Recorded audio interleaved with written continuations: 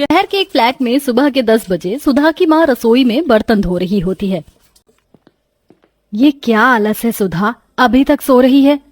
अरे अभी तेरा ये हाल है, ससुराल जाएगी तब तेरा क्या होगा। वहां पर तुझे कोई 10 बजे तक नहीं सोने देगा। मायके में 10 बजे तक सोती रहती है, तेरे ससुराल में लोग क्या कहेंगे। देखो शहरी बहू तो सोती रहती है, अब उठ भी जा। सुधा अभी भी बिस्तर में लेटी थी। उसकी माँ उसे ताने दे रही थी, मगर सुधा पर कोई फर्क नहीं पड़ता। वह उठती है और आराम से फ्रेश होती है। अरे माँ, मैं यहाँ मायके में हूँ, ससुराल में नहीं, थोड़ा आराम कर लेने दो। और वैसे भी आजकल लव मैरिज चल रही है, मैं भी लव मैरिज ही करूंगी, फिर ससुराल में भी ऐसे ही देर से सोया करूंगी, कोई मुझे डिस्टर्ब नहीं करेगा। हाँ हाँ, अभी तो बहुत कुछ कह रही है बेटी, जब तेरी शादी हो जाएगी ना, जब तुझे पता चलेगा, तब तुझे तेरी ये माँ ही याद आएगी। ससुराल में जब तुझे सुबह उठकर सभी के लिए नाश्ता पानी बनाना पड़ेगा, तो तुझे पता चलेगा कि सुबह उठना कितना कठिन काम होता है। अरे माँ, मैं भी देख लूंगी, अभी कॉलेज जाना है, बात की बाद में देखेंगे। सुधा जल्दी से नाश्ता करती है और कॉलेज के लिए निकल जाती है। सुधा कॉलेज पहुंचती है, वहां उसकी मुलाकात होती है अरुण से, जो एक गांव का लड़का है। अरुण बहुत समझदार और सुलझा हुआ लड़का है। उसका केवल पढ़ाई पर ही ध्यान होता है और यही बात सुधा को उसकी तरफ आकर्षित करती है। दोनों के बीच धीरे धीरे बातें बढ़ती हैं। तुम्हारी बातें बहुत अलग लगती हैं सुधा।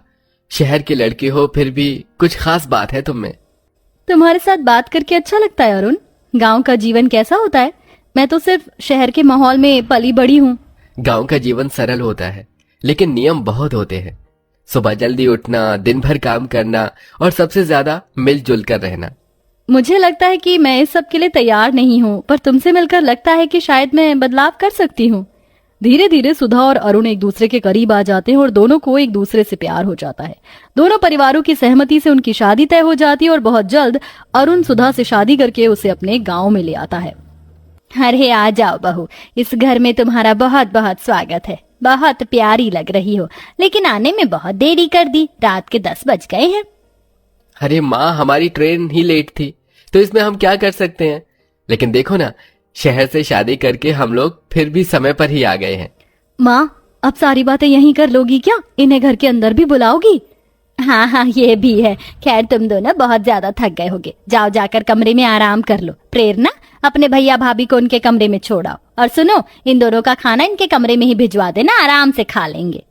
गांव में आने के बाद अपनी सास का ये व्यवहार सुधा को बहुत प्यारा लगता है और वह रात को सोने से पहले अपने पति अरुण से कहती है, माँ जी तो बहुत अच्छी हैं, मेरी माँ से भी बहुत अच्छी है। शहर में मेरी माँ तो हमेशा ताने सुनाया करती थी कि ससुराल जाने के बाद मेरा पता नहीं क्या होगा, लेकिन अपनी सास को देखकर अब लगता है कि कुछ भी बुरा नहीं होगा।